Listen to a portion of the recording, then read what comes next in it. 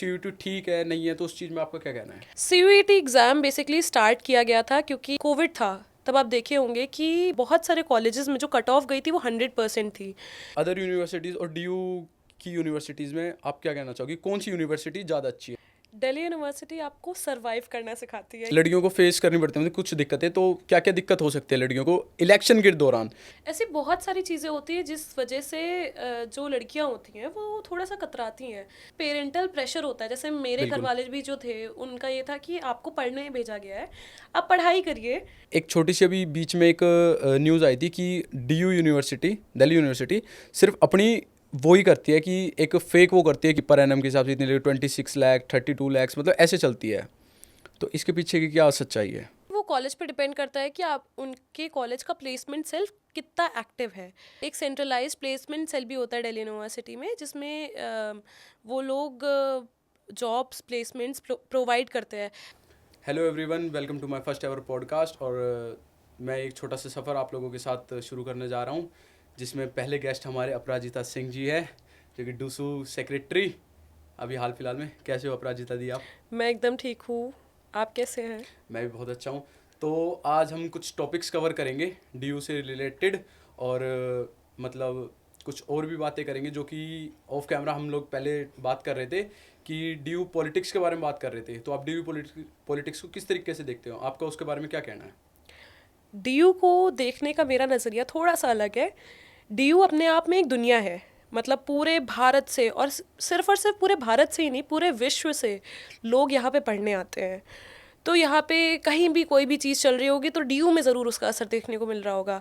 चाहे वो CUET exam की अगर बात की जाए तो उसका सबसे पहला प्रोटेस्ट जो हुआ था वो दिल्ली यूनिवर्सिटी में ही हुआ था। तो कुछ भी अगर पूरी दुनिया में या भारत में हो रहा होता है तो डीयू में ज़रूर होता है। CUET जो ये चीज़ शुरू हुई थी, ये एक पेपर शुरू हुआ था, तो पहले जब आपके टाइम पे ये पेपर नहीं था, तो उस टाइम पे और इस टाइम पे मतलब स्टूडेंट्स का एडमिशन को लेके क्या क्या चीज़ें हैं, क्या क्या चीज़ें चेंज हुई है, और CUET ठीक है नहीं है, तो उस चीज़ में आपका क्या कहना है? CUET एग्ज़ाम बेसिकली स्टार्ट किया गया था क्योंकि जब आप कोविड था तब आप देखे होंगे कि बहुत सारे कॉलेजेस में जो कट ऑफ गई थी वो 100% थी। उसके बाद में ऐसे 8 कॉलेजेस आए जिनकी जब कट ऑफ जो थी 100% गई, तो ABVP और उसकी एक इंटीग्रल पार्ट में थी। तो फिर हम लोगों ने मिलके एक प्रोटेस्ट किया। उसमें देखने को मिल रहा था कि पर्टिकुलरली एक बोर्ड के लोग ज़्यादा आ रहे थे, जो कि मैं नाम से ही आपको बता देती हूँ। पर्टिकुलरली केरला बोर्ड के स्टूडेंट्स जो थे उनके 100% बहुत आए थे और उन्हीं के ज़्यादातर एडमिशन्स हो रहे थे। तो एक कॉमन प्लेटफॉर्म चाहिए था स्टूडेंट्स को, जिसको मार्क करके वो लोग अपनी कैपेबिलिटीज़ पे आगे आ जाते। जब आप लोग स्पेशली यूपी और बिहार में देखेंगे, जो यूपी बिहार बोर्ड के जो स्टूडेंट्स होते हैं उनके परसेंटेज बहुत कम आते हैं एज़ कम्पेयर टू अलग अलग जो बोर्ड्स हैं। तो उनके एडमिशन्स ही नहीं हो रहे थे दिल्ली यूनिवर्सिटी में। तो एक कॉमन क्राइटेरिया बनाया गया, एक कॉमन एंट्रेंस टेस्ट बनाया गया CUET के माध्यम से। उसके बाद में एक कॉमन लेवल पे स्टूडेंट को असेस किया गया उनकी कैपेबिलिटीज़ पे, और जैसे उसका रिजल्ट आता है और CUET के माध्यम से फिर एडमिशन्स होना शुरू हुए। चलो, ये तो थोड़ी फॉर्मल बात होगी, अब शुरू करते हैं आपकी जर्नी से। तो एक छोटे से गांव जौनपुर की एक लड़की आज डूसू सेक्रेटरी बन चुकी है, उसके बारे में, उस जर्नी के बारे में आप थोड़ा कुछ बताइए। जब मैं स्कूल में पढ़ रही थी तो हर एक स्टूडेंट का सपना एक ही था कि दिल्ली यूनिवर्सिटी में पढ़ना था। दिल्ली यूनिवर्सिटी में, जैसे जो आप हाइप की बात कर रहे थे कि दिल्ली यूनिवर्सिटी का क्या हाइप है, जी। हर एक स्टूडेंट का, स्पेशली कॉमर्स और आर्ट्स के हर एक स्टूडेंट का सपना होता है दिल्ली यूनिवर्सिटी। तो जब मेरा दिल्ली यूनिवर्सिटी में एडमिशन हुआ, एवरीबडी वॉज वेरी हैप्पी कि हाँ DU में हो रहा है, DU में हो गया है। तो मैं जब पहली बार दिल्ली यूनिवर्सिटी आई तो मैंने कभी दिल्ली यूनिवर्सिटी देखा नहीं था, मेरे घर परिवार से भी कोई भी दिल्ली यूनिवर्सिटी में पढ़ा भी नहीं था। तो जब मैं पहली बार आई और मैंने देखा, तो कहीं ना कहीं मैं जिस स्कूल से आई थी वहाँ पे जो चीज़ दिल्ली यूनिवर्सिटी को दिखाया गया था, क्योंकि हम लोगों ने जब गूगल पे सर्च करते हैं ना तो क्या दिखाया जाता है कि दिल्ली यूनिवर्सिटी की एक मेन बिल्डिंग है, हंसराज कॉलेज है, किरोड़ीमल कॉलेज है, स्टीफेंस है और फिर मेरा एडमिशन जो हुआ था वो दयाल सिंह कॉलेज में हुआ था। तो दयाल सिंह कॉलेज वो थोड़ा सा ऑफ कैंपस था। तो कहीं ना कहीं जो नॉर्थ कैंपस की लाइफ और जो साउथ कैंपस की लाइफ होती है वो ऑफ कैंपसेस वाले कहीं ना कहीं कम इंजॉय कर पाते हैं, बिल्कुल क्योंकि बिल्कुल। कॉलेजेस बहुत दूर दूर होते हैं।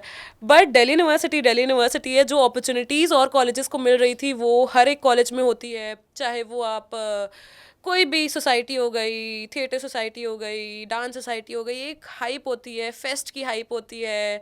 और दिल्ली यूनिवर्सिटी के जो एलुमनाइज होते हैं, जो सेमिनार्स करवाए जाते हैं, उनकी कहीं ना कहीं अलग बात होती है। जैसे लोग सोचते हैं कि हमारे कॉलेज में ये आए थे, ये आए थे, ये आए थे। जब हम लोग बताना शुरू करते हैं ना, जी एस जयशंकर जी आए थे हमारे कॉलेज में और फिर मोदी जी आए थे हमारे कॉलेज में, तो वो कहीं ना कहीं एक डिफरेंट लेवल पे होता है और वो शायद किसी और कॉलेज में नहीं, वो अपॉर्चुनिटी आपको सिर्फ और सिर्फ दिल्ली यूनिवर्सिटी में ही मिल सकती। तो दी अदर यूनिवर्सिटीज़ और डी की यूनिवर्सिटीज़ में आप क्या कहना चाहोगे, कौन सी यूनिवर्सिटी ज़्यादा अच्छी है और बच्चों को कौन सी प्रेफर करनी चाहिए? दिल्ली यूनिवर्सिटी आपको सरवाइव करना सिखाती है, ये चीज़ तो आप हर इंसान को मानना पड़ेगा। बिल्कुल। वो चाहे एक कॉम्पिटिटिवनेस हो स्टूडेंट्स में कि हाँ हमें आगे जाके कुछ करना है, उसके बाद में the type of societies and opportunity we get here, तो वो अपॉर्चुनिटी आपको किसी भी और कॉलेजेस में नहीं मिल पाएगी। और स्पेशली जो स्टूडेंट्स जैसे जो फाइनेंशियल अच्छे घर परिवार से नहीं आते हैं, उनके लिए भी दिल्ली यूनिवर्सिटी एक बहुत इंपॉर्टेंट हिस्सा इसलिए होता है क्योंकि Delhi university is very affordable. तो अफोर्डेबिलिटी भी प्रोवाइड करती है, अपॉर्चुनिटीज़ भी प्रोवाइड करती है, कंपटीशन भी होता है। और ये कंपटीशन सिर्फ एकेडमिक कंपटीशन नहीं होता है, वो हर फील्ड में कंपटीशन होता है कि हाँ आप इस सोसाइटी में सबसे अच्छा कर रहे हो या नहीं कर रहे हो। और इतनी सारी चीज़ें सीखने को मिलती है। मतलब मुझे लगता है कि मुझे पॉलिटिक्स का पी नहीं आता होगा पर स्टूडेंट एक्टिविज्म में रही तो बहुत सारी चीज़ें मैंने दिल्ली यूनिवर्सिटी से सीखी है। तो ऐसी बहुत सारी चीज़ें आप लोग ले के जाते हो और दिल्ली यूनिवर्सिटी आपकी लाइफ का एक बहुत ही ज़्यादा इम्पॉर्टेंट पार्ट बन जाता है। चलो, और एक जो अभी आपने अपनी बायो में भी मेंशन कर रखी है, स्टूडेंट फॉर सेना, वो क्या है, वो बताओ आप थोड़ा। बेसिकली स्टूडेंट्स फॉर सेवा एक सेवा का संस्थान है, बेसिकली एक मूवमेंट है फॉर एम्पैथी। मतलब जितने भी लोग सेवा से, मैं तो अपना पूरा श्रेय एसएफएस को देना चाहती हूँ कि मैं हमेशा से सेवा में थी।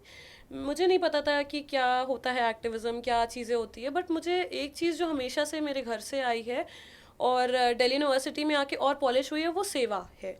जब कोविड आया तब कहीं ना कहीं सब लोग अपने घर में बंद थे, अपने लिए सोच रहे थे कि घर में बंद होंगे और क्या करें क्या ना करें।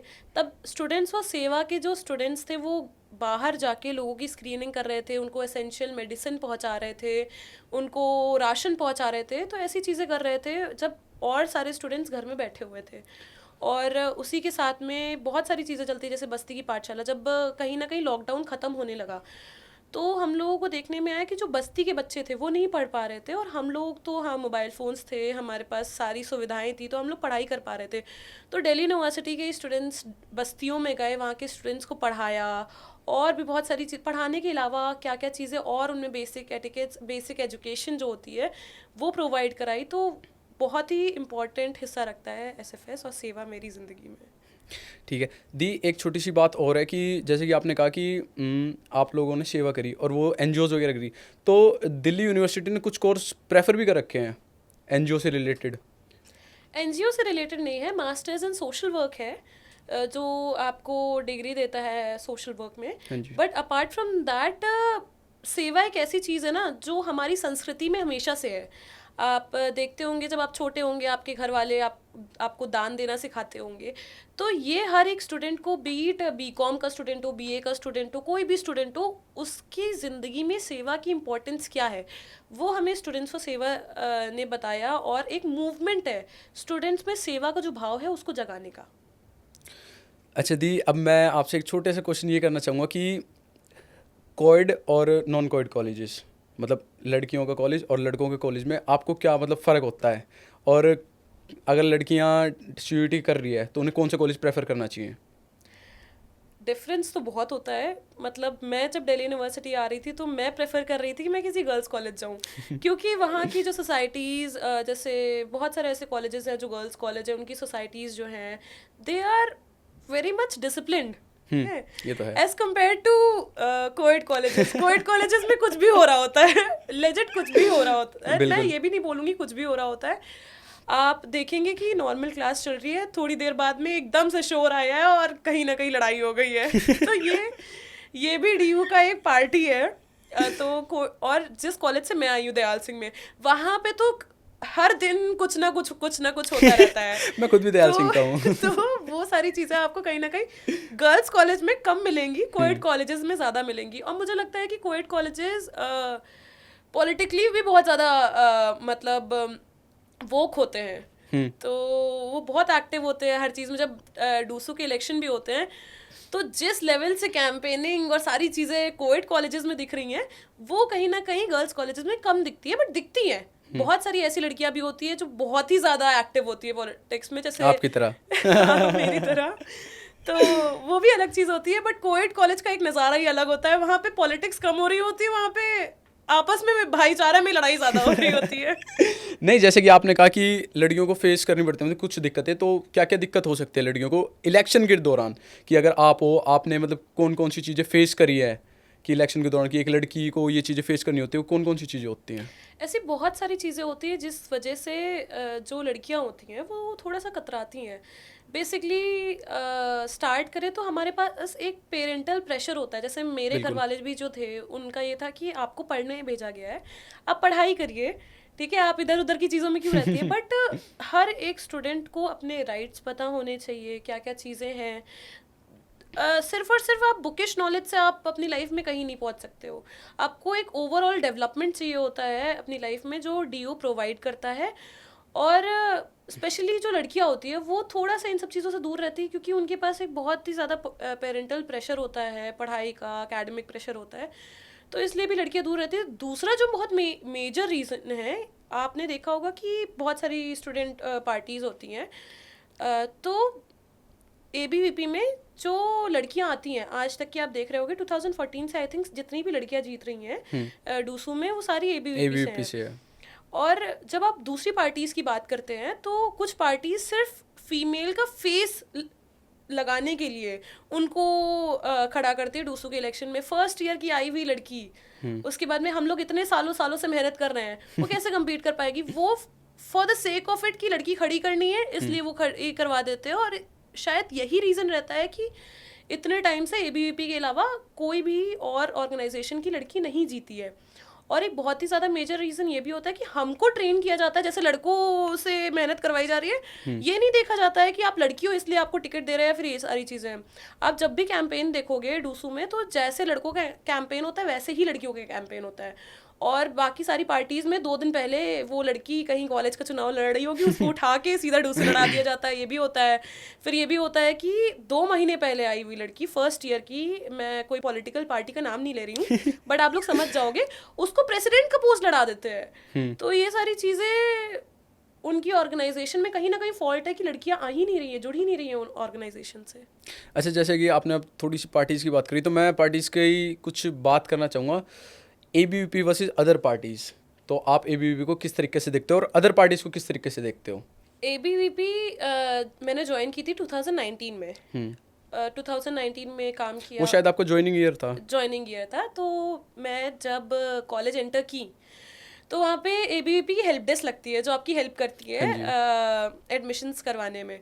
तो उस टाइम तक की तो नहीं पता था क्या होता है, क्या होती है, डूसू भी नहीं पता था और स्टूडेंट पॉलिटिक्स के बारे में कुछ भी नहीं पता था। तो जब मैं अंदर घुसी दयाल सिंह कॉलेज के, तो वहाँ पे मे आई हेल्प यू की एक डेस्क लगी हुई थी। मैं उनके पास में गई, मुझे कुछ भी आइडिया नहीं था डीयू का। उन लोगों ने मेरी बहुत हेल्प की। तो मैंने उनसे पूछा कि आप लोग मेरी हेल्प क्यों कर रहे हो, मैं आपको जानती भी नहीं हूँ। तो उन्होंने कहा नहीं, हम लोग हर साल ऐसे जो जूनियर्स होते हैं जिनको हमारी हेल्प की ज़रूरत होती है, तो हम उनकी हेल्प करते हैं। तो वो चीज़ मेरे कहीं ना कहीं बहुत ज़्यादा माइंड में क्लिक की और मैंने फिर एबीवीपी ज्वाइन किया। डूसू के इलेक्शंस हो गए थे, फिर कोविड आ गया, उसके बाद में कोई इलेक्शंस हुए भी नहीं। तो उस टाइम पे सारे लोग, जितने भी स्टूडेंट्स थे, अपने घर के अंदर थे, आराम कर रहे थे, अपनी सेफ्टी को देख के अपने घर में रह रहे थे। पर एबीवीपी वहाँ पे पीपी किट पहन के कहीं ना कहीं राशन पहुँचा रही है। जो स्टूडेंट्स पीजी और फ्लैट्स में स्टक हो गए थे, चाहे वो विजयनगर हुआ, चाहे वो चिराग दिल्ली हुआ, वहाँ पे राशन पहुँचा रही थी और मैं भी उस टाइम पे थी। तो ये सारी चीज़ें और कोई भी पॉलिटिकल पार्टीज़ नहीं कर रही थी, सिर्फ एबीवीपी कर रही थी। और जितनी पॉलिटिकल पार्टीज़ क्या करती हैं कि 2 महीने पहले डूसू का इलेक्शन है, अभी आप देख रहे होंगे बहुत सारे ऐसे बरसाती मेढक हो गए जो बाहर निकल गए होंगे अपने बिलों से, और फिर चैलेंज करने आता है कि एबीवीपी क्या कर रहा था। एबीवीपी 365 डेज पूरे टाइम पे काम कर रही होती है, और एबीवीपी की बेसिकली हर एक कॉलेज में यूनिट भी होती है जो उतने ही एक्टिव काम कर रही होती है, चाहे डूसू के इलेक्शन हो ना हो, कुछ भी हो, वो उतना ही एक्टिवली काम कर रही होती है। तो उसी चीज़ से इतना ज़्यादा ग्रूम हुए, वो सारी चीज़ें कॉलेज में पहले दयाल सिंह कॉलेज में की, उसके बाद में यूनिवर्सिटी लेवल पे की, तो हम लोगों के पास कहीं ना कहीं बहुत ज़्यादा एक्सपीरियंस था तब से कि कैसे क्या क्या चीज़ें की जाती हैं, और वो सारी कहीं ना कहीं हमारी एबीवीपी की ट्रेनिंग का पार्ट था। और जो बाकी पॉलिटिकल पार्टीज़ हैं वो 2-3 महीने पहले एक्टिव हो जाती हैं, आपको चॉकलेट्स बांटती हैं। स्पेशली आप गर्ल्स हॉस्टल में जाएंगे, दूसरी पार्टीज़ जो होती है वो समस्याओं को नहीं देखती हैं, वो फ्री के बर्गर दे रही हैं, फ्री के डोमिनोज पिज्ज़ा दे रही हैं, वाटर पार्क ले जा रही हैं, ये कर रही हैं, वो कर रही हैं। हाँ, सॉरी जी, मैं आपको बीच में कर रहा हूँ। तो इलेक्शंस का पैसों से या फिर कोई जैक से, इन चीज़ों से रिलेशन होता है? इलेक्शन में अगर पैसे और जैक से रिलेशन होता ना, तो मुझे नहीं लगता कि मेरे जैसे इंसान कभी भी डूसू लड़ पाता, क्योंकि जो जितने पैसे लोग लगाते हैं डूसू के इलेक्शन में, मेरे पास उतने पैसे नहीं थे। और जो कनेक्शंस जो होते हैं कि हाँ हमारा इस पॉलिटिशियन के साथ कनेक्शन है, इस पॉलिटिशियन के साथ कनेक्शन है, मेरा किसी पॉलिटिशियन से कोई भी कनेक्शन नहीं था। मैं एक नॉर्मल फैमिली से आती हूँ, मेरे घर में भी कोई भी ड्यू में नहीं पड़ा है, और ना ही मेरी फैमिली का कोई भी रिलेशन पॉलिटिक्स से है। तो अगर ऐसा कुछ होता तो मैं तो नहीं लड़ पाती, और ऑर्गेनाइजेशंस का नहीं बोल सकती, एबीवीपी में ऐसा नहीं होता है। पर ऐसी बहुत सारी पार्टीज़ हैं जो हाँ वाटर पार्क ले जाती हैं, वो पिज्ज़ाज बंटवाती हैं, और सबसे फ़नी बात क्या होती है ना कि हम लोग जब कैंपेन करने जा रहे होते थे, हम तो सीधा सीधा बोलते हैं आप आराम से वाटर पार्क जाओ, आप आराम से पिज्ज़ा खाओ, चॉकलेट खाओ, जो दे रहे हैं सब लो, पर वोट उसी को करना, अपना वोट बिकने मत देना, अपना वोट उसी को देना जिसको आप चाहते हो वोट देना, और जो आपके लिए एक्चुअली काम किया हो। और हर एक स्टूडेंट को आई थिंक डीयू में पढ़ता होगा कि काम हमें हर जगह एबीवीपी ने वाटर कूलर्स लगवाए, एबीवीपी ने वॉशरूम्स क्लीन करवाए, एबीवीपी ने कहीं ना कहीं एग्ज़ाम फॉर्म की डेट एक्सटेंड कराई, या फिर जो भी स्टूडेंट रिलेटेड प्रॉब्लम्स होते हैं, चाहे वो कॉलेज वाइज हो, यूनिवर्सिटी वाइज हो, वो एबीवीपी करती है। दी, जैसे कि आपने कहा कि एबीवीपी काम करती है, तो अभी कुछ टाइम पहले कुछ कंट्रोवर्सी आई थी आपके नाम को लेके कि हम इतने टाइम से प्रोटेस्ट कर रहे हैं, हम इतने टाइम से ये कर रहे हैं, बस अपराजिता आई और उसने एक एप्लीकेशन दी और वो सारी चीज़ें हो गई। तो उसमें कुछ ये भी बोला था कि आप पहले आ जाते, हमारे प्रोटेस्ट से पहले आ जाते तो बच्चों का टाइम मतलब वेस्ट नहीं होता और ये होता। तो उस चीज़ पे आपका क्या कहना है? देखिए, अगर लोगों को लग रहा है कि मेरा नाम यूज़ करने से अगर उनको फेम मिल रहा है, ये लोग वो लोग हैं जो इलेक्शंस के 2-3 महीने पहले एक्टिव होते हैं, और जैसे ही इलेक्शंस ख़त्म होते हैं वो हारे जीते दोनों के बाद गायब हो जाते हैं। क्योंकि आपको देखने को मिल रहा होगा कि पिछले साल भी यही सेम घटना थी, उसके बाद में एक पोस्ट पे जीतने के बाद में भी लोग गायब हैं। क्या किया है? और आप बोल रहे हो कि आप पर्टिकुलरली ये चीज़ कर रहे हो, आपकी ऑर्गेनाइजेशन कहाँ गायब है? कहीं नहीं दिखती है वो ऑर्गेनाइजेशन। और सबसे फ़नी बात क्या है ना, जिस पर्सन ने ये चीज़ बोली है, उसने 4 मटके लगवाए, ठीक है, यूनिवर्सिटी में, और पूरे यूनिवर्सिटी में पोस्टर ज़रूर लगवा दिए। तो दिस इज़ सो फनी कि हम लोग पूरे साल काम करते रहते हैं, हम लोग कहीं बोलते नहीं है ये कर रहे हैं वो कर रहे हैं, कहीं पोस्टर नहीं देखा होगा आपने इतना बड़ा बड़ा ये सारी चीज़ें, बट एक काम किया और पूरे कैंपस में उसी चीज़ के लिए पोस्टर लगवा दिया। तो आप क्या दिखाना चाहते हो कि आप सिर्फ काम इसलिए कर रहे हो क्योंकि आपको कहीं ना कहीं यहाँ से अपना फेम चाहिए है, या फिर आप तब कहाँ थे, पूरे साल कहाँ रहते हैं आप लोग सिर्फ तभी क्यों दिखते हो जब डूसू के इलेक्शन आने वाले होते हैं? आपका मोटिव क्या है? और मैं आपको एक चीज़ बताती हूँ, दिल्ली यूनिवर्सिटी में ऐसे बहुत सारे लोग रहे हैं, जैसे आपने अभी कुछ टाइम पहले देखा होगा कि कोई प्रोटेस्ट कर रही थी, तो उसका पूरा मेन मोटिव था कि दिल्ली यूनिवर्सिटी ये ऐसी नहीं है, ऐसी बेकार है, ये वो उसका कहने का था मतलब। बट अभी यूनिवर्सिटी से गायब हो गए, जैसे ही इलेक्शन आए, she got a ticket from a party और वो गायब। तो आप लोग खुद के पॉलिटिकल गेन के लिए ना स्टूडेंट्स के फ्यूचर के साथ मत खेलो।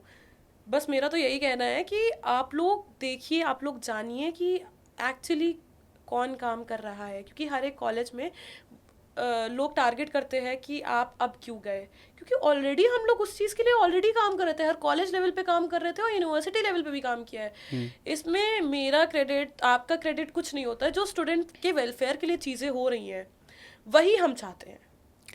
तो जैसे कि अभी ऑफ कैमरा बात कर रहे थे कि जो बच्चे बाहर से आते हैं, जैसे अदर स्टेट से आ रहे हैं या फिर बहुत दूर दूर से भी आके यहाँ पे रहते हैं, तो उन्हें पीजी फ्लैट्स वगैरह में मतलब बहुत सारी दिक्कतें होती हैं। जैसे आप भी जौनपुर से यहाँ पे आए थे, आप शायद पीजी फ्लैट्स में ही रहे हो स्टार्टिंग में, उसके बाद अब जाके आपको हॉस्टल में है, तो उस चीज़ के बारे में आप। हॉस्टल अकोमोडेशन, क्योंकि दिल्ली यूनिवर्सिटी बहुत बड़ा है और बहुत सारे स्टूडेंट्स पढ़ते हैं, तो हर एक स्टूडेंट को पर्टिकुलरली हॉस्टल दिलवाना बहुत मुश्किल होता है।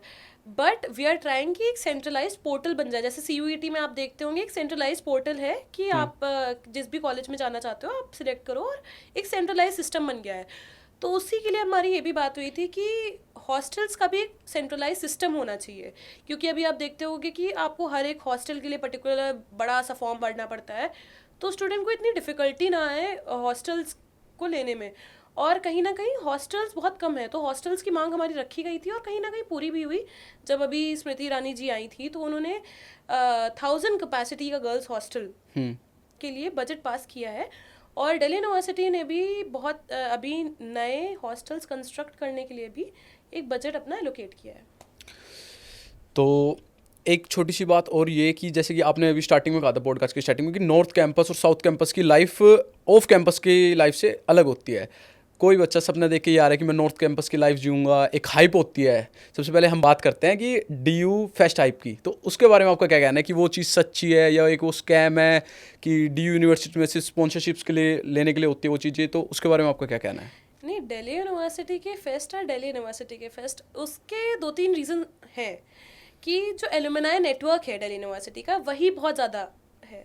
जैसे आप देखेंगे कि हंसराज कॉलेज से, मिरांडा कॉलेज से ऑलरेडी बहुत ऐसे रिनाउंड सिंगर्स हैं जो ऑलरेडी वहाँ से पढ़े हुए हैं। जैसे इस बार की बात बताऊँ तो मिरांडा कॉलेज में कोई भी ऐसा सेलिब्रिटी तय नहीं हुआ था कि कौन आएगा इस बार फेस्ट में, तो उन्होंने 2-3 दिन पहले ही एक अपनी एलुमनाई है नीति मोहन, उनको मैसेज किया, तो वो खुद फॉर फ्री वहाँ पे परफॉर्म करके गई। तो एक जो एलुमनाई नेटवर्क है वो बहुत ज़्यादा स्ट्रॉन्ग है, जिसकी वजह से दिल्ली यूनिवर्सिटी को सिंगर्स और स्टार्स मिलने में इजी रहती है। और एंट्रीज का क्या सीन होता है? एंट्री में यही होता है कि दिल्ली यूनिवर्सिटी के अगर आप स्टूडेंट्स हैं तो आपका ID कार्ड होता है जिससे आपको एंट्री मिलती है, पर कहीं ना कहीं गर्ल्स कॉलेजेस में वो एंट्री नहीं मिलती है क्योंकि गर्ल्स कॉलेजेस में सेफ्टी इश्यूज, जैसे आपको पता होगा कि गार्गी कॉलेज का एक बहुत ज़्यादा केस है जो हाईलाइट किया गया था, तो उसकी वजह से गर्ल्स कॉलेज में सेफ्टी इश्यूज को लेके आपको कूपन्स मिलते हैं, जिसमें अगर आपकी कोई VIP मेंबर्स के तौर पे अगर कोई स्टूडेंट आपके नोन में है तो आपको अपना एक कूपन दे सकती है। बट क्योंकि हर स्टूडेंट के कांटेक्ट में गर्ल्स कॉलेज की लड़कियां नहीं होती हैं, तो उनके लिए डिफ़िकल्ट होता है जाना। काफ़ी कोएड कॉलेजेस भी होते हैं जिसके अंदर एंट्री नहीं मिल पाती, जैसे कि देशबंधु। अभी रिसेंट में देशबंधु में एक बहुत मतलब एक हादसा भी हुआ था जिसके अंदर मतलब वहाँ पे 2 कास्ट के आपस में लड़ाई हुई थी। एक्चुअली जो लड़ाइयाँ होती हैं ना वो गानों पे होती हैं। ठीक है, मुझे तो लगता है कि किसी पर्टिकुलर कम्युनिटी के गाने चलने ही नहीं चाहिए, लड़ाई ही नहीं होगी। और दूसरी बात है कि लड़कों को गर्ल्स कॉलेज में एंट्री क्यों चाहिए होती है? अपने कॉलेज का फेस्ट अटेंड करें। नहीं, दयाल सिंह के बारे में तो आप वैसे भी जानते हो, दयाल सिंह के अंदर तो पिछले शायद 15 साल से कोई स्टार नाइट नहीं हुई है। उसका रीज़न है, उसका बहुत एक मेजर रीज़न है जिसकी वजह से वो स्टार नाइट नहीं की जाती है, और उसका बहुत मेन रीज़न ये है कि स्टार को ही अपना ऐसे भागना पड़ेगा तो ऐसे अच्छा नहीं लगेगा। तो एक सिक्योरिटी एक मेजर कंसर्न हो जाता है when it comes to Dayal Singh college, क्योंकि दयाल सिंह कॉलेज स्पेशली अपनी लड़ाइयों के लिए बहुत फेमस है। अगर हम अदर कॉलेजों की बात करते हैं तो नॉर्थ कैंपस के कॉलेज और साउथ कैंपस के कॉलेज ऑफ कैंपस के कॉलेजों से अलग होते हैं, उनकी लाइफ स्टाइल अलग होता है, क्योंकि वो एक दिल्ली के ऐसे कोने में होते हैं जहाँ पे ना तो कोई मतलब स्टूडेंट्स का कोई वो होता है। जैसे नॉर्थ कैंपस के कॉलेजेस होते हैं वो आमने सामने होते हैं, तो वहाँ के मतलब बच्चे इस कॉलेज के उस कॉलेज से चले जाते हैं या फिर उनकी दोस्ती हो जाती है। बट साउथ कैंपस का कॉलेज जैसे देशबंधु हो गया, औरबिंदो हो गया, दयाल सिंह हो गया, ये इन कॉलेजों के आसपास कोई स्टूडेंट लाइफ नहीं होती, कोई स्टूडेंट सोसाइटी नहीं होती, तो उस चीज़ पे आई थिंक मैं ऐसे दोनों कॉलेजेस में पढ़ी हूँ। मैं दयाल सिंह कॉलेज में भी पढ़ी जो कि एक ऑफ कैंपस कॉलेज है। अभी मेरा डिपार्टमेंट है तो मेरा नॉर्थ कैंपस में। नॉर्थ कैंपस की लाइफ बहुत ही ज़्यादा स्टूडेंट सेंट्रिक होती है, बिल्कुल विद लो पेस, और आपको हर चीज़ पता चल रही होती है, हर जगह से नॉलेज मिल रही होती है। ऑफ कैंपस की लाइफ अलग ही होती है। ऑफ कैंपस की लाइफ जो कॉलेजेस होते हैं specially, they are very much dominated by the locals वहाँ पे। और शायद इसीलिए ऑफ कैंपस में ज़्यादा लड़ाइयाँ होती है, क्योंकि लड़ाई करने वाले दिल्ली यूनिवर्सिटी के स्टूडेंट्स नहीं होते हैं। हाँ ये तो है। वो कहीं ना कहीं सिक्योरिटी ब्रीच करके बाहर के लोग होते हैं, जिसकी वजह से ये सारी लड़ाइयाँ होती है। तो ऐसे कैसे सिक्योरिटी ब्रीच हो जाती है? इसमें कॉलेज कुछ करते नहीं, कॉलेज फैकल्टी कुछ नहीं करती? नहीं, फैकल्टी अपना पूरा मतलब बाकायदा पुलिस इंटीमेशन की जाती है फेस्ट जब होता है, टीचर्स। इसीलिए बहुत सारे कॉलेजेस में फेस्ट को इस बार नहीं भी हुए, क्योंकि लड़ाइयाँ बहुत ज़्यादा हो गई थी।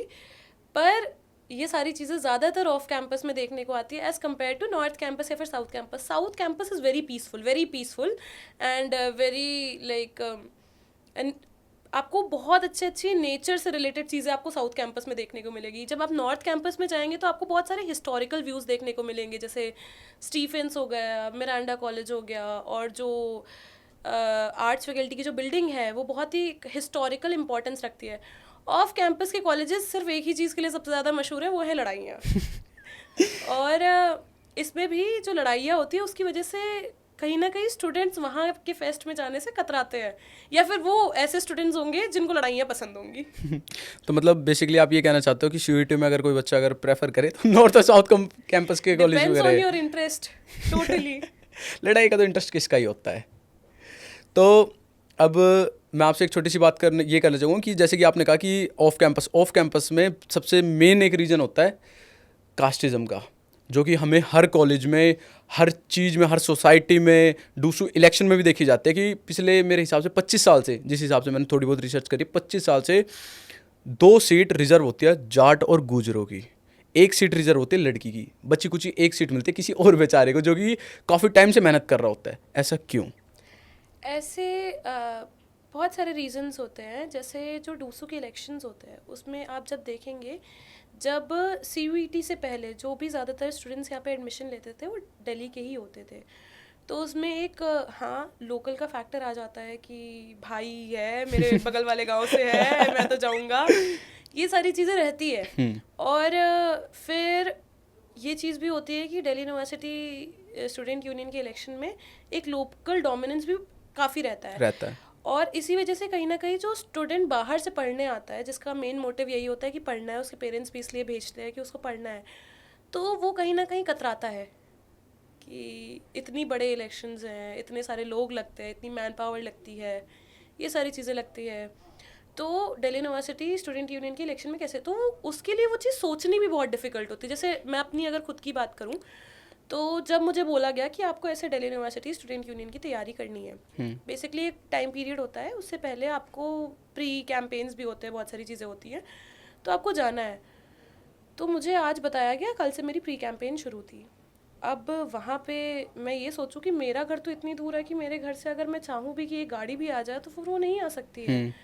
बट एक जिसको बोलते हैं ना कि घर से दूर एक मुझे परिवार मिल गया था दिल्ली यूनिवर्सिटी में और एबीवीपी में, जिन्होंने बोला तुम अपना ध्यान रखो, बाकी सारी चीज़ें हम लोग हैंडल कर लेंगे। तो वो एक नॉर्मल एक स्टूडेंट जो बाहर से पढ़ने आ रहा होता है उसके लिए बहुत ज़्यादा डिफ़िकल्ट होता है। तो ये सारी चीज़ें इसीलिए मैटर करती है। बट कहीं ना कहीं ये चीज़ मेरे लिए, अगर मेरी बात की जाए तो मेरा ना ऐसा कोई सरनेम नहीं था। बेसिकली मेरे कैंपेनिंग में हर कास्ट के लोग होंगे और मैंने ऐसे पर्टिकुलर कास्ट के कभी भी कैंपेनिंग नहीं की। इसी वजह से वो मेरे फेवर में गया और मुझे आज तक की सबसे ज़्यादा मार्जिन से जीतने वाली सेक्रेटरी बनाया। अभी 2 दिन पहले आपके साथ भी कुछ ऐसा हुआ था कि आप कहीं पे स्पीच देने के लिए गए थे, हालांकि आपने दी नहीं थी, लेकिन उस बात पे भी कंट्रोवर्सी हो गई थी। देखिए कंट्रोवर्सीज तो चलती रहेंगी और कंट्रोवर्सीज तो इतनी होती है ना, कुछ भी कंट्रोवर्सी बन जाता है, कुछ भी मतलब आप इमेजिन भी नहीं कर सकते हो, आप वहाँ पे प्रेजेंट भी नहीं होगे, वो भी कंट्रोवर्सी बन जाता है। आप उस चीज़ को कैसे कहना चाहोगे? आप अपना एक्सप्लेनेशन क्या देना चाहोगे? मैं कंट्रोवर्सीज पे ज़्यादा ध्यान नहीं देती हूँ, मैं अपने काम पे फोकस करती हूँ, क्योंकि लोगों का काम है, आप चाहे आप किसको अपना आइडल मानते हो। मैं शहीद भगत सिंह को मानता हूँ अपना आइडल। हाँ, तो शहीद भगत सिंह जी जिसको सभी लोग आइडल मानते होंगे, बट कुछ पर्टिकुलर कुछ लोग होंगे ऐसे जो उनको आइडल नहीं मानते होंगे। तो आप चाहे जितना अच्छा काम कर लो दुनिया में, चाहे जितनी भी चीज़ कर लो, बट कुछ पर्टिकुलर लोग होंगे जो आपको हमेशा टारगेट करते रहेंगे। तो हमें उन क्रिटिसिज्म पे नहीं जाना चाहिए, हमें अपने काम पे हमेशा फोकस रहना चाहिए। जैसे कि आपने अभी थोड़ी देर पहले हिस्टोरिकल चीज़ें बताई थी डीयू के अंदर, कि डीयू के अंदर बहुत सारी ऐसी मूवमेंट्स है या फिर ऐसी बिल्डिंग्स है, तो उस चीज़ पे आप मतलब जो बच्चे देख सकें, जो अभी आ रहे हैं बच्चे या अभी एट प्रेजेंट डीयू के अंदर है, तो ऐसी कौन कौन सी जगहें हैं? ऐसे बहुत सारे स्टूडेंट्स को नहीं पता है कि वाइस रीगल लॉज जो है, जो वीसी सर का ऑफिस भी है, उसके बेसमेंट में शहीद भगत सिंह जी की जो काल कोठरी थी, जब फांसी हुई थी उनको, उससे पहले उनको वहाँ पे रखा गया था। तो ऐसी बहुत सारी आपको हिस्टोरिकल इंपॉर्टेंस की चीज़ें मिल जाएंगी, जैसे आर्ट्स फैकल्टी है, बहुत पुराना है, क्या क्या है उसकी इंपॉर्टेंस रही है, जैसे मिरांडा कॉलेज है वो किन के नाम पे बना। तो बहुत सारी आपको, आप जब दिल्ली यूनिवर्सिटी की हिस्ट्री के बारे में पढ़ेंगे ना, आपको बहुत सारी ऐसी चीज़ें मिल जाएंगी। और एक रिज के बारे में तो लोगों ने सुना ही होगा कि रिज बहुत हॉन्टेड है और ये सारी चीज़ें। तो आप जब दिल्ली यूनिवर्सिटी आओगे तो ये सारी चीज़ें भी देखना ज़रूर। और ये हर स्टूडेंट की ना पार्ट ऑफ लाइफ होती है, क्योंकि बहुत सारे स्टूडेंट्स को पता ही नहीं होता है कि दिल्ली यूनिवर्सिटी में कितनी सारी चीज़ें एक्सप्लोर करने के लिए। अपार्ट फ्रॉम कॉलेजेस भी बहुत सारी जगह है, जैसे सुदामा की चाय हो गई, टॉम अंकल की मैगी हो गई। जो भी डूसू ऑफिस पहली बार आता है या फिर दिल्ली यूनिवर्सिटी पहली बार आता है तो उसको ज़रूर एक्सप्लोर करनी चाहिए, उसके आसपास की जगह। तो अपने आप में बहुत हिस्टोरिकल है। और इवन सेंट स्टीफन कॉलेज में भी ऐसे लोग बोलते हैं कि वो हॉन्टेड है। हॉन्टेड है, हाँ, ये तो मैंने भी सुना था जब मैं स्टार्टिंग में आया था। हाँ, तो बहुत ज़्यादा क्यूरियोसिटी रहती है उसके बारे में पढ़ना, और बहुत डिफरेंट इसीलिए दिल्ली यूनिवर्सिटी हो जाता है और सारी यूनिवर्सिटीज से। अपार्ट फ्रॉम एकेडमिक ऐसी कौन कौन सी जगह है, जैसे कि आपने अभी कुछ दो चार जगहें और मेंशन करी है, तो इसके अलावा भी नॉर्थ कैंपस कैंपस नहीं, सिर्फ साउथ, मतलब नॉर्थ साउथ नहीं, ऑफ कैंपस में भी ऐसी कोई जगह हो, क्योंकि आपका खुद का कॉलेज भी ऑफ कैंपस था, तो उसमें। मैं जहाँ पे रहती थी दयाल सिंह कॉलेज के पास में लाजपत नगर था। तो लाजपत नगर में मूलचंद के पराठे बहुत बहुत फेमस फेमस थे, थे। मैंने भी खाए डोलमा आंटी के मोमोज बहुत फेमस थे, बट मुझे बहुत ज़्यादा ओवर हाइप्ड लगे। मुझे विक्की भैया के मोमोज बहुत अच्छे लगे। और ऐसी बहुत सारी जगह है ऑफ कैंपस के आसपास, जैसे औरबिंदो कॉलेज मालविया नगर में, उसके पास में हौस खास है। और भी बहुत सारी चीज़ें एक्सप्लोर करने के लिए। अगर आप दिल्ली यूनिवर्सिटी के स्टूडेंट हो, आपके पास एक्सप्लोर करने के लिए बहुत ज़्यादा टाइम है, आपके पास और हॉबीज़ ढूंढने के लिए बहुत ज़्यादा टाइम है।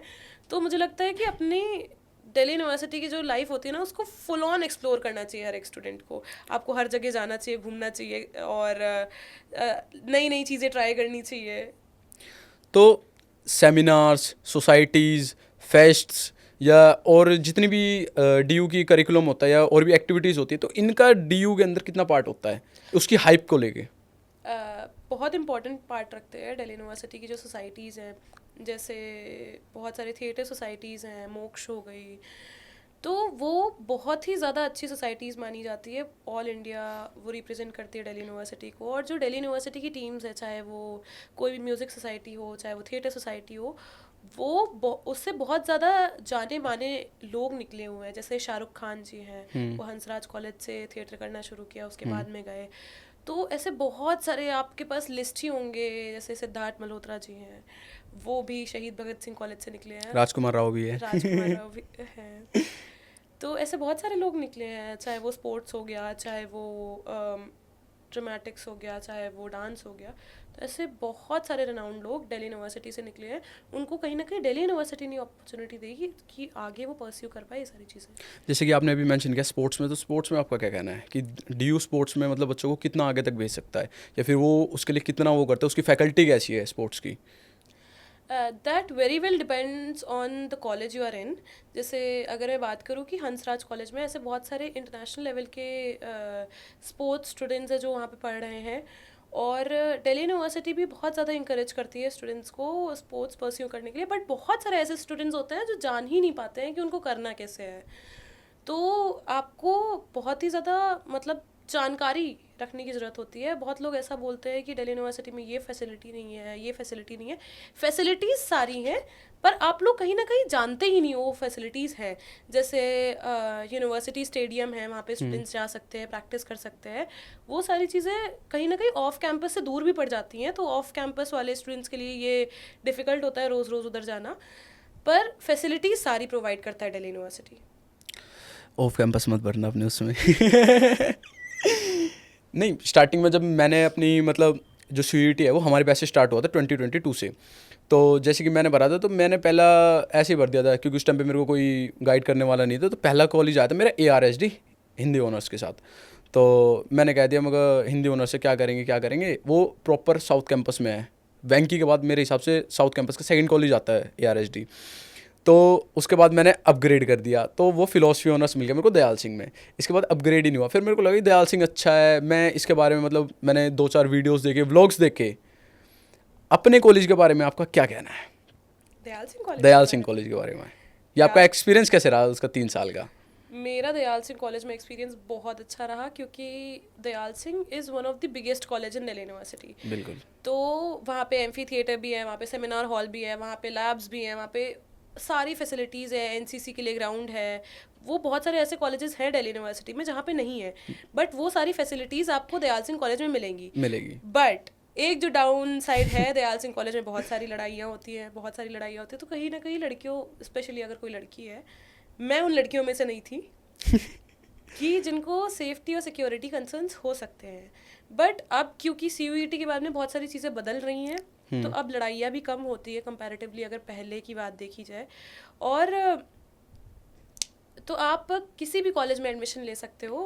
हाँ, पर आप लोग ये चीज़ ध्यान में रखो कि आप कौन सा कोर्स पढ़ना चाहते हो और उस पर्टिकुलर कोर्स में कौन कौन से कॉलेजेस अच्छा कर रहे हैं।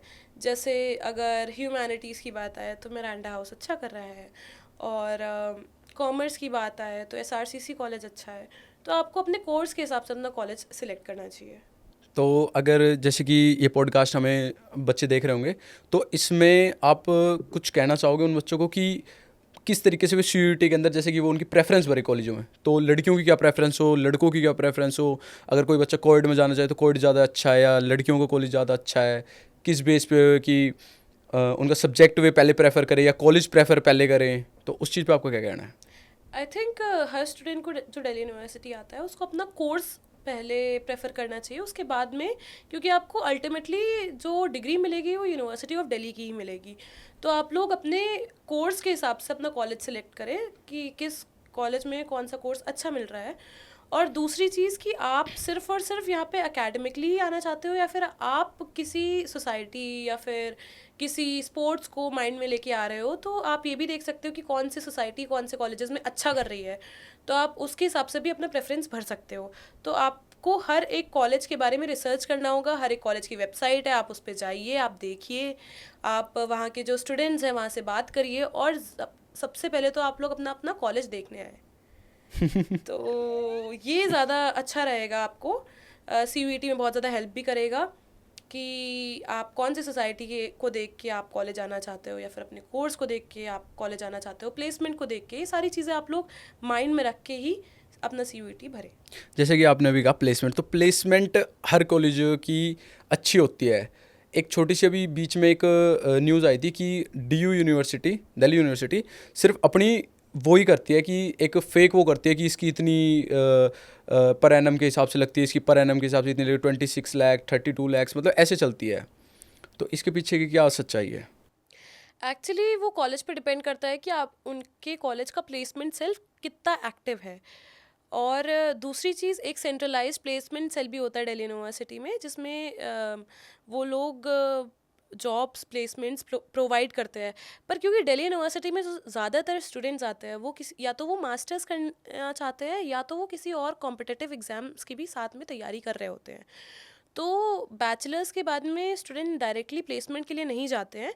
ज़्यादातर आगे या तो अपनी पढ़ाई परस्यू करते हैं, या फिर किसी कॉम्पिटिटिव एग्ज़ाम को भी साथ में तैयारी कर रहे होते हैं। तो प्लेसमेंट बहुत इंपॉर्टेंस रखती है हर एक कॉलेज के लिए। बट दिल्ली यूनिवर्सिटी के जो स्टूडेंट्स हैं उनका माइंडसेट कहीं ना कहीं अलग है। तो दिल्ली यूनिवर्सिटी प्रोवाइड करती है प्लेसमेंट सेल, आपका कितना एक्टिव है उस पर भी डिपेंड करता है, और यूनिवर्सिटी का भी एक सेंट्रलाइज प्लेसमेंट भी होता है। तो अगर उन दोनों को स्टूडेंट्स ध्यान में रख के प्लेसमेंट करें तो उनकी प्लेसमेंट अच्छी होती है। बहुत सारे ऐसे स्टूडेंट्स हैं जिनकी बहुत बड़ी बड़ी मेजर MNCs में जॉब लगी है। बट बहुत सारे ऐसे भी स्टूडेंट्स हैं जो अच्छे अच्छे कॉलेजेस से पढ़ के अपना मास्टर्स परस्यू कर रहे हैं। तो वो डिपेंड करता है स्टूडेंट टू स्टूडेंट और कॉलेज टू कॉलेज पे भी। तो इंटर्नशिप के बारे में आप कैसा कहना चाहोगे? इंटर्नशिप दिल्ली यूनिवर्सिटी खुद भी प्रोवाइड करती है। जैसे VC इंटर्नशिप होती है, डूसू की भी इंटर्नशिप्स होती हैं, और बाकी इंटर्नशिप जो प्लेसमेंट सेल होते हैं वो इंटर्नशिप फेयर भी लगाते हैं, तो हर एक कॉलेज में होते हैं। हाँ, पर बहुत सारे ऐसे भी स्टूडेंट्स आते हैं जो कॉलेज ज़्यादा जाते नहीं हैं।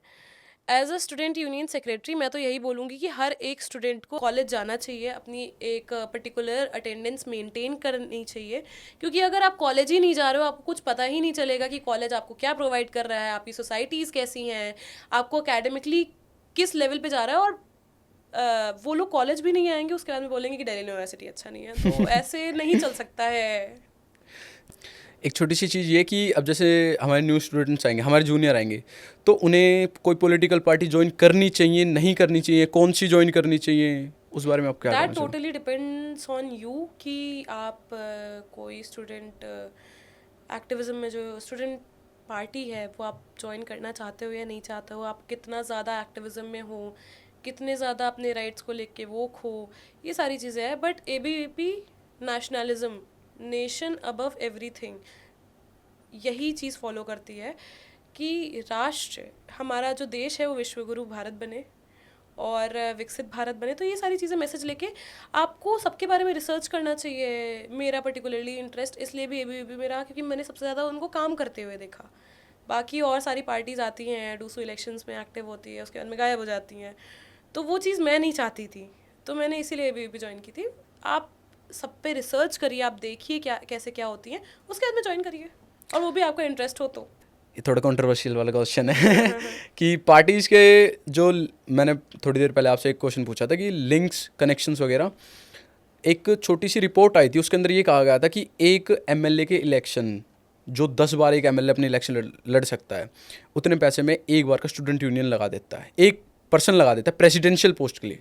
ऐसा क्यों, और ये बात सच है या नहीं? देखिए, लगाने वाले बहुत सारे लगाते भी हैं, और जिनको नहीं लगाना होता वो नहीं भी लगाते हैं। मुझे लगता है कि जो स्टूडेंट पॉलिटिक्स होती है वो पैसे से ज़्यादा इन्फ्लुएंस होती नहीं है, क्योंकि ऐसे बहुत सारे लोग थे, आई वोंट नेम देम, जिन्होंने करोड़ों करोड़ रुपए उन्होंने इन सब चीज़ों में लगाए, पर उनको कहीं ना कहीं टिकट भी नहीं मिले। अगर टिकट मिल भी गई तब भी हार गए। तो स्टूडेंट्स के आप वोट खरीद नहीं सकते हो पैसों से, ये चीज़ आप जान लीजिए। और इसी वजह से बहुत सारे लोग इतना सारा पैसा लगाने के बाद में भी हारे हैं। मैंने इतना पैसा नहीं लगाया था, मैंने तो खुद जाके बोला था कि अगर आपको पिज़्ज़ा मिल रहा है आप खाओ, आप जाओ वाटर पार्क्स, आप जाओ जहाँ पे भी वो ले जा रहे हैं खिलाने, पर आप वोट उनको दो जो आपके लिए काम करे। तो दी कुछ रैपिड फायर वाले क्वेश्चन होंगे आपके साथ। तो सबसे पहला, south campus, north campus? North campus. सत्य निकेतन या फिर हडसन लेन? हडसन लेन। अच्छा, रैपिड फायर बाद में कंटिन्यू करेंगे। एक छोटी सी बात ये है कि हडसन लेन, जो कि स्टोरी मैंने आप बताओगे, तो बेसिकली हडसन लेन जो है वो लॉर्ड हडसन के नाम से है। हडसन वही इंसान है जिन्होंने भारत के बहुत सारे लोगों को मारा है, खूनी दरवाज़ा पे गले लटकवाए हैं। और दिल्ली, ये सबसे ज़्यादा चौंका देने वाली बात है कि दिल्ली यूनिवर्सिटी के बाहर जो सबसे मेन रोड है उसका नाम हडसन है, जहाँ पे सबसे ज़्यादा यूथ जाता है। और उन्हीं को नहीं पता है कि ऐसे लोग जिन्होंने हमारे भारतीय लोगों को मारा है, उनके नाम से वो लेन को इतना ज़्यादा पॉपुलराइज कर रहे हैं। तो आप लोगों ने इसके चीज़ के ऊपर कुछ करा नहीं?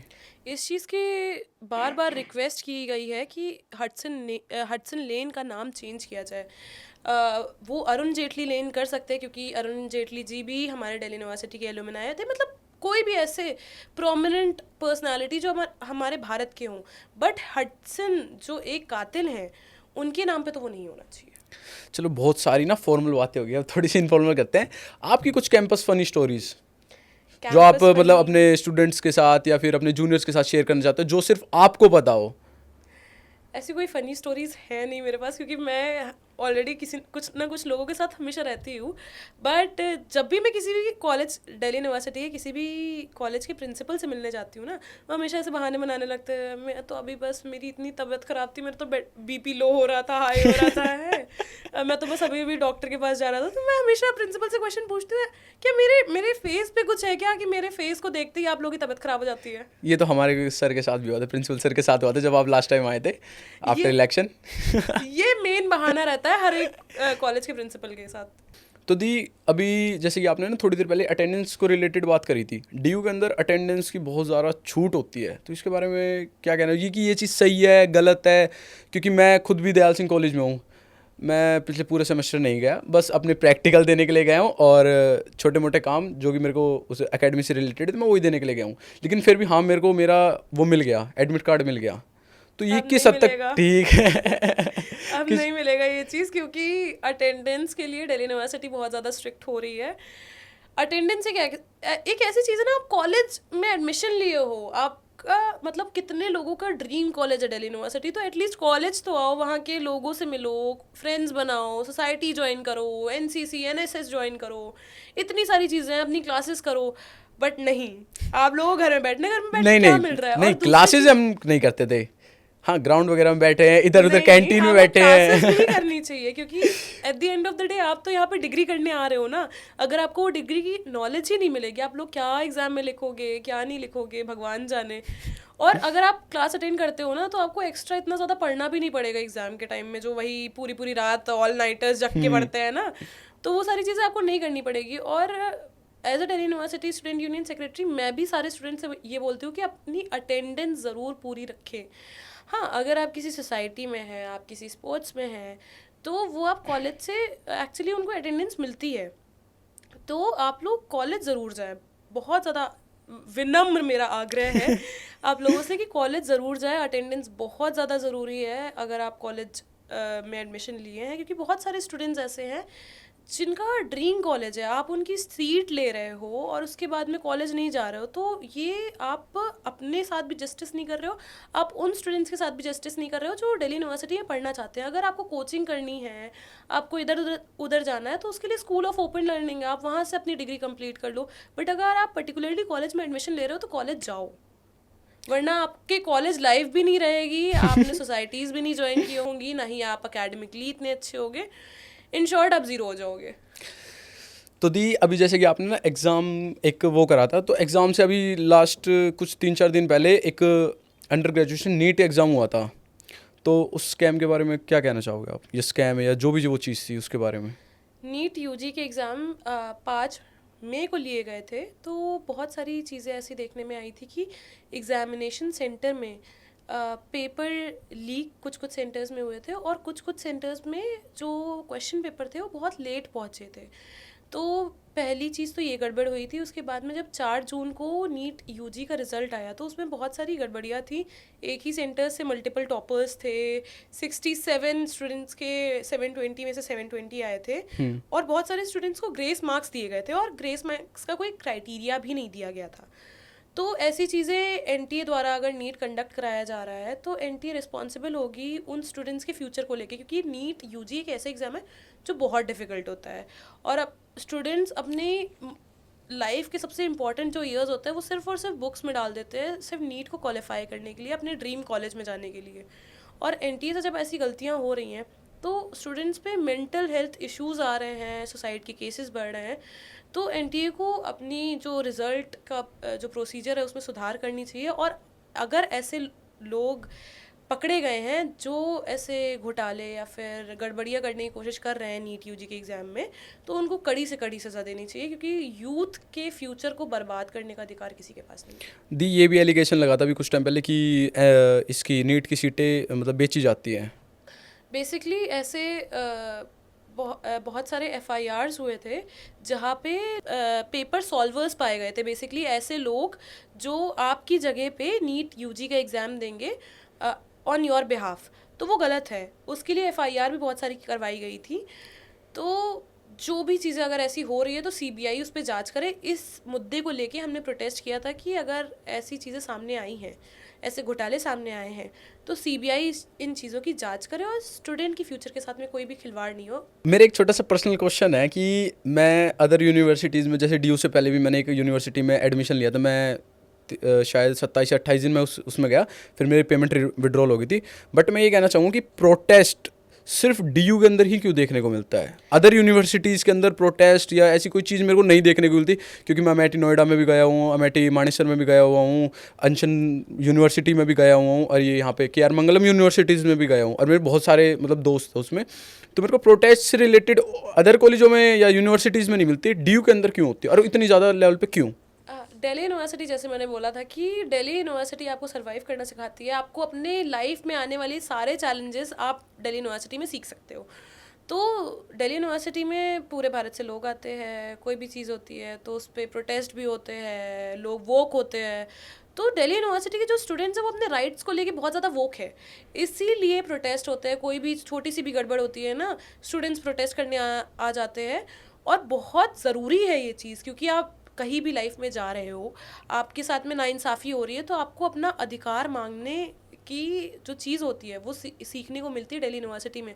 और आप फ्यूचर में किसी भी फील्ड में जाओ और आपके साथ में गलत हो रहा हो तो आप अपनी आवाज़ उठा पाओ, ये चीज़ आपको दिल्ली यूनिवर्सिटी में ही देखने को मिलती है।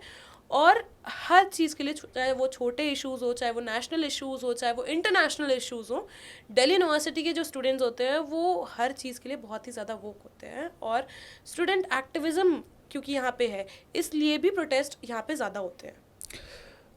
उसके अंदर नॉर्मल स्टूडेंट से ज़्यादा पॉलिटिकल बैकग्राउंड के स्टूडेंट्स दिखते हैं, जो कि डूसू के अंदर या फिर अपने कॉलेज उसके काउंसिल के अंदर एक्टिव होते हैं। देखिए, अगर आपको वोट दे के कोई जिताया है, तो अगर किसी भी स्टूडेंट के साथ गलत हो रहा है तो आपका खड़ा रहना बहुत ज़रूरी होता है। और सिर्फ हम ही नहीं खड़े होते हैं, जो स्टूडेंट होते हैं, नॉर्मल स्टूडेंट्स होते हैं, वो भी हमारे साथ में खड़े होते हैं। और कोई भी छोटी से छोटी चीज़ होती है, अगर कोई गड़बड़ी होती है तो हम लोग उस चीज़ के बारे में ज़्यादा अच्छे से नॉलेज रखते हो और हम लोग डरते नहीं हैं अपने अधिकार के लिए। इसलिए आपको ज़्यादा ऐसा लगता होगा कि हम लोग सामने ज़्यादा रहते हैं, क्योंकि बहुत सारे जो नॉर्मल स्टूडेंट्स होते हैं वो डरते भी है कि अभी हमने प्रोटेस्ट किया, फिर बाद में ऐसा ना हो कि हमें क्लास से निकाल दिया जाए या फिर डिटेन कर दिया जाए। तो हम लोग ये भी समझाते हैं कि अगर आपका कोई अधिकार है, आप उसके लिए मांग कर रहे हैं, तो वहाँ पे आप ज़रूर जाओ और इस चीज़ से डरो मत। और जो भी आप प्रॉब्लम लेके जा रहे हो ना, उसका सल्यूशन ज़रूर लेके जाओ, क्योंकि बहुत सारे ऐसे भी स्टूडेंट आपको पार्टीज दिखती होंगी जो प्रॉब्लम तो रेज करती हैं बट उसका सल्यूशन नहीं होता उनके पास में। हम ऐसा करते हैं कि अगर कोई प्रॉब्लम है तो उसका सल्यूशन लेके जाते हैं वहाँ पे। तो दी इलेक्शन से पहले, जैसे कि आपने मेरे को बताया था कि आपके पास कॉल आई थी एक दिन पहले ही कि आपका कल से प्री कैंपेनिंग शुरू है, तो प्री कैंपेनिंग से लेके कैंपेनिंग तक और उसके बाद इलेक्शन से लेके उसके रिजल्ट तक आपका कैसा रिएक्शन था, आपके साथ क्या क्या हुआ? और जैसे कि हम ऑफ कैमरा कुछ बात कर रहे थे, फनी इवेंट अपने ही कॉलेज में हुआ था, तो क्या था वो?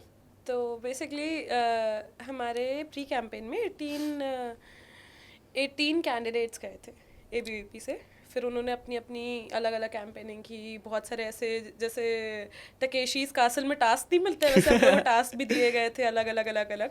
उसके बाद में हम लोग नॉमिनेशन, फिर ABVP ने ऐसे अपने 4 ऐसे कैंडिडेट थे जो अपने पूरे लॉन्च किए थे हर एक पोस्ट पे। तो आपको लगता था आपको टिकट मिल जाएगी सेक्रेटरी पोस्ट पे? मैं बस अपने काम पे ध्यान दे रही थी। बहुत सारे उस टाइम पे कंट्रोवर्सीज होते हैं। देखो, लड़कियों के साथ क्या है ना कि आपके बारे में 10 लोग 10 चीज़ें बोलेंगे, आपको अपने सिर्फ काम पे फोकस करना है। और यही चीज़ मैंने अपने कैंपेन में भी देखी है कि मैं आलतू फालतू की चीज़ों पे ध्यान ही नहीं दे रही थी, मैं सिर्फ अपने काम पे ध्यान दे रही थी। और उसके बाद में जब मेरा नॉमिनेशन हो गया और डिसाइड हो गया, और सबसे फ़नी बात क्या थी कि ABVP बताती नहीं है कौन से पोस्ट पे किसको खड़ा कर रही है। उन्होंने मुझे सेक्रेटरी की पोस्ट पे किया।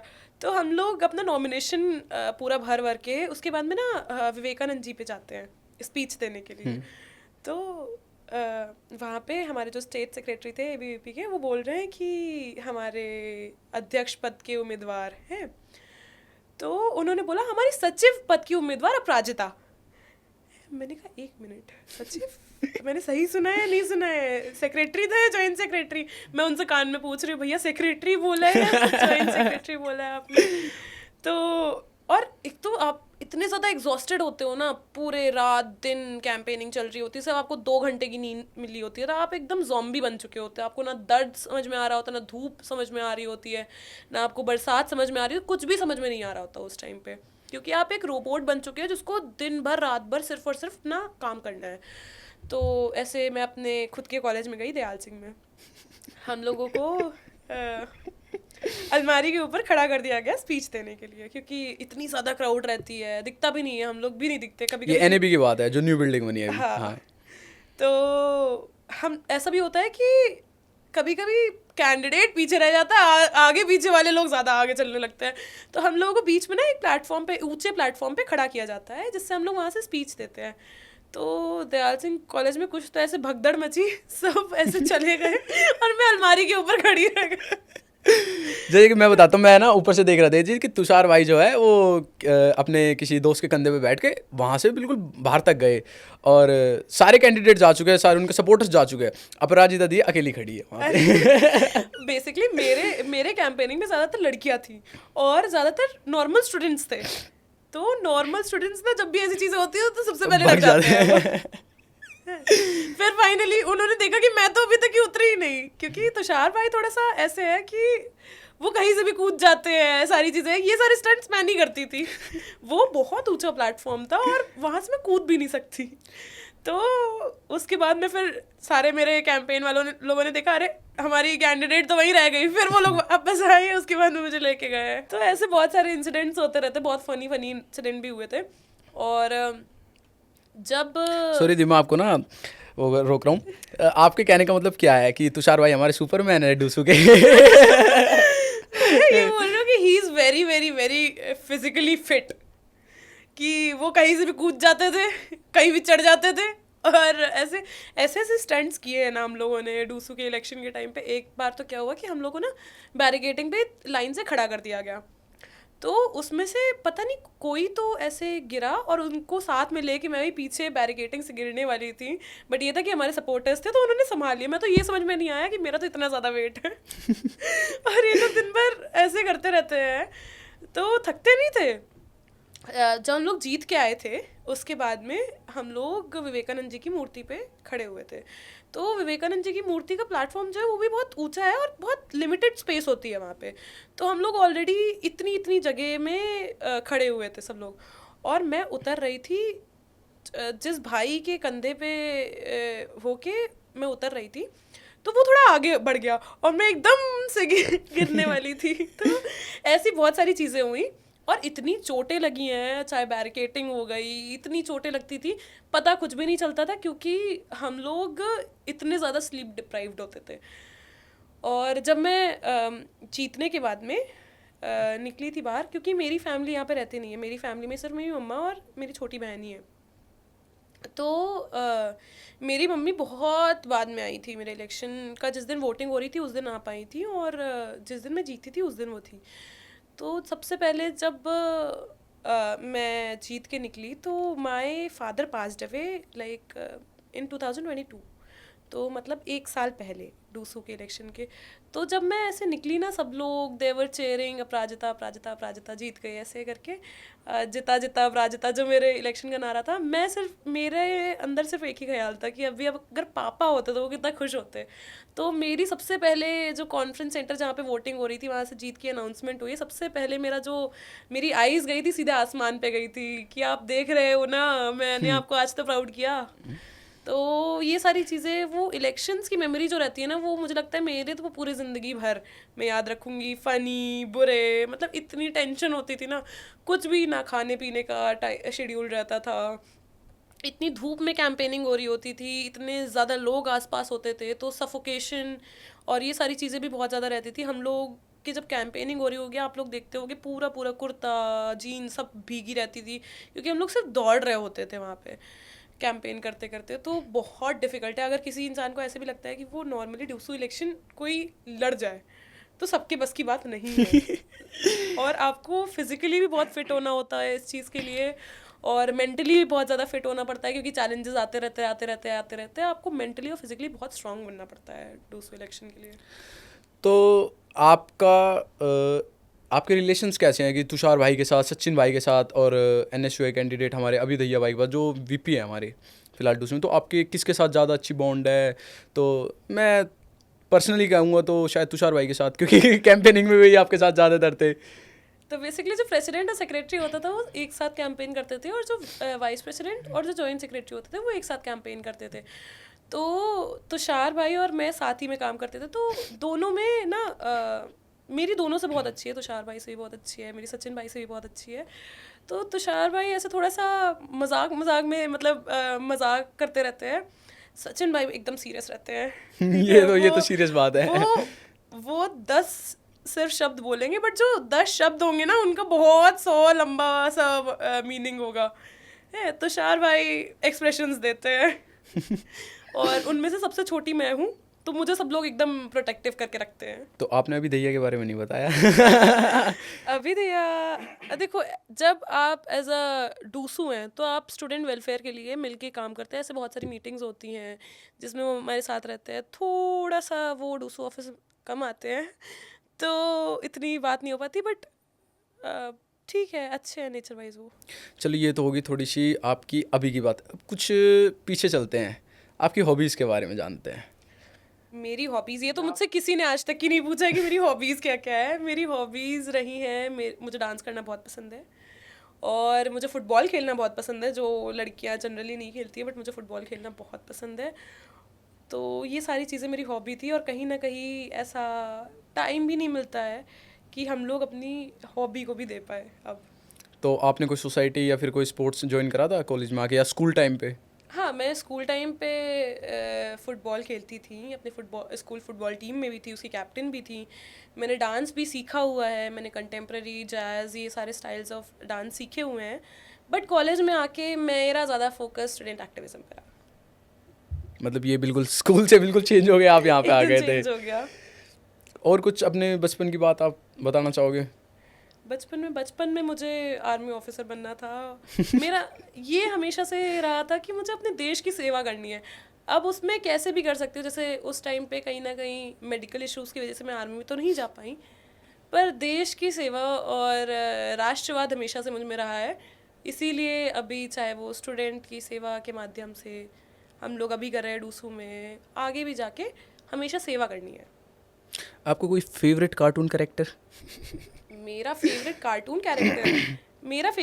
कैरेक्टर तो ऐसे नहीं था, बट मैं एसपीडी पावर रेंजर्स बहुत देखती थी। फिर तो आपको बनने का भी मन करा होगा। हाँ, वो हर जब छोटे होते थे ना, फर्स्ट सेकंड क्लास में सबका ऐसे ड्रीम रहता था। एक वो किट नहीं आती थी जिसमें एसपीडी वाली किट होती थी, उसमें तलवार होती थी, वो सारी चीजें रहती थी। मेरे पास भी थी। लड़कों वाले शौक हमेशा से रहे हैं मुझे, पता नहीं क्यों। तो अब जैसे कि सब बंदे कहते हैं कि उनके बचपन और एक टीनेज में बहुत बड़ा डिफरेंस होता है, तो आपको ये चीज़ हिट करती है कि हाँ मैं बचपन में ज़्यादा अच्छी थी, या मैं अब ज़्यादा अच्छी हूँ, या मैं स्कूल टाइम पे ज़्यादा अच्छी थी? तो इस चीज़ पे अभी I am more matured now, ठीक है, ये मुझे ऐसा लगता है। बट मुझे ये भी लगता है कि मैं हमेशा से थोड़ी सी, मतलब मेरे एज के स्टूडेंट से ज़्यादा मेच्योर्ड थी उस टाइम पे भी, अभी भी। अब वो जो भी रीज़न रहा हो, बट अभी भी मैं उन अपने एज ग्रुप के, जैसे आई एम 23 राइट नाउ, तो मैं अपने जो मेरे एज ग्रुप के लोग हैं उनसे बहुत ज़्यादा मेच्योर्ड हूँ। तो ये चीज़ें सही होती है गलत? सही गलत का तो मैं जवाब नहीं दे सकती हूँ, ये ठीक होती है नहीं ठीक होती, सबका अपना अपना होता है। बहुत सारी चीज़ें होती है, आपके इन्वायरमेंट पे डिपेंड करता है, आपकी फैमिली अपब्रिंगिंग पे डिपेंड करता है, बहुत सारे फैक्टर्स होते हैं। सही गलत नहीं, अपने एज के हिसाब से होना चाहिए हर इंसान को, अगर वो इस एज में भी है। बट सीरियस रहना चाहिए, चाहे वो अपने फ्यूचर को लेके हो, क्योंकि यही जो टाइम है ना, 20 से 30 ईयर्स में ही आप अपना फ्यूचर बना या फिर बिगाड़ सकते हो। तो हमेशा किसी ऐसी चीज़ में मतलब इन्वॉल्व कभी ना हो, जैसे नशों में इन्वॉल्व ना हो, इन सब चीज़ों में इन्वॉल्व ना हो। वो आपके लिए बहुत ही ज़्यादा ज़रूरी है, क्योंकि आपकी जो हेल्थ है इसी टाइम पे बनती है बिगड़ती है, आपका फ्यूचर जो है वो इसी टाइम पे बनता है बिगड़ता है। तो इन सब पर्टिकुलर चीज़ों के बारे में आपको हमेशा सोचना चाहिए कि आप जो भी चीज़ें कर रहे हो उसके कॉन्सिक्वेंस क्या होंगे। जैसे कि आपने अभी नशे की बात करी, तो दिल्ली यूनिवर्सिटी का भी कहीं ना कहीं नाम आता है रिलेटेड टू वेप्स और लिक्विड ड्रिंकिंग, ड्राई वेप्स वगैरह, इन सब चीज़ों के। तो उस चीज़ में जो कि कैंपस के अंदर भी होते हैं, कुछ वीडियोज़ वगैरह आती है ड्यूरिंग फेस्ट, ड्यूरिंग सेमिनार्स, और ऐसे मतलब कोई अगर कॉलेज में छोटा मोटा प्रोग्राम है तो उसके अंदर मतलब बच्चे मतलब ड्रिंक करके रहते हैं। तो बेसिकली अगर कोई भी ऐसी चीज़ें करता है तो वो बहुत ही ज़्यादा गलत है, और हर जगह दिल्ली यूनिवर्सिटी के कैंपस के अंदर नो स्मोकिंग, नो अल्कोहल के बोर्ड्स लगे हुए हैं। बट फिर भी अगर कोई स्टूडेंट ऐसे पकड़ा जाता है, आप लोग हमें भी बता सकते हैं, आप आपके जो एडमिनिस्ट्रेशन है वहाँ पे भी बता सकते हैं, उन पे स्ट्रिक्ट एक्शन लेना ज़रूरी है। क्योंकि वो अगर ऐसा करेंगे तो वो और भी स्टूडेंट्स को इन्फ्लुएंस करेंगे इन सब चीज़ों को करने के लिए, और एक एजुकेशनल इंस्टीट्यूट के अंदर ये सारी चीज़ें नहीं होनी चाहिए। तो आप हमारे आने वाली जो भी ऑडियंस है या हमारे छोटे जूनियर्स है, तो उनको आप क्या प्रेफर करना चाहोगे डीयू के अंदर, कि वे क्यों डीयू चुने? देखिए, दिल्ली यूनिवर्सिटी आपको बहुत सारी अपॉर्चुनिटीज़ प्रोवाइड करती है, आपको एक बहुत क्लियर फ्यूचर आपको देखने को मिलेगा दिल्ली यूनिवर्सिटी में जब आप आएंगे। चाहे आप किसी भी फील्ड में जाए अपने लाइफ में, एक्टिंग, सिंगिंग, एकेडमिक्स, किसी भी करियर में, Delhi university is best for you. तो आप अपना टाइम प्रॉपर यूटिलाइज करें कि ये क्लासेस है, इसके बाद में ये सोसाइटी जाना है, फिर ये हॉबी परस्यू करनी है, और कम से कम अपनी 2 हॉबीज़ ज़रूर रखें। एक जो आपको फिजिकली फिट रखे, एक जिसको आपको करके क्रिएटिव आप हो, जैसे ड्राइंग हो गई, डांस हो गया, सिंगिंग हो गई। तो ऐसी 2 हॉबीज़ ज़रूर रखें अपनी, और एकेडमिक्स पे फोकस करें, और एक ओवरऑल डेवलपमेंट पे आप लोग ध्यान दें। सिर्फ और सिर्फ किताबों में ही नहीं रहना है, आपको ओवरऑल डेवलपमेंट करना है, अपने राइट्स को लेके वोक रहें, अपने सोसाइटीज़ ज्वाइन करें। तो ये सारी एक ओवरऑल डेवलपमेंट की तरफ ध्यान दें, सिर्फ एकेडमिक नहीं। So thank you so much di, आपने अपना इतना महत्वपूर्ण टाइम दिया हमें। और आपको कैसा लगा हमारे पॉडकास्ट पे आगे? बहुत अच्छा लगा। मुझे लगता है कि हमारे थ्रू जो दिल्ली यूनिवर्सिटी में अभी स्टूडेंट्स नहीं पढ़ रहे हैं, पढ़ने वाले हैं, उन तक की भी बहुत सारी चीज़ें पहुंचेंगी। हाँ, related to CUET, DU politics, girls code, non code, हमने ज़्यादातर टॉपिक कवर कर लिया है। होप आप नेक्स्ट टाइम भी बहुत जल्द आए, ठीक है? Hopefully. Thanks to all my audience. अगर आप लोगों ने यहाँ तक पॉडकास्ट देख लिया है तो please like, share, comment and subscribe my channel. आपके लिए थोड़े से ऐसे ही मज़ेदार किस्से हम लाते रहेंगे। बाय।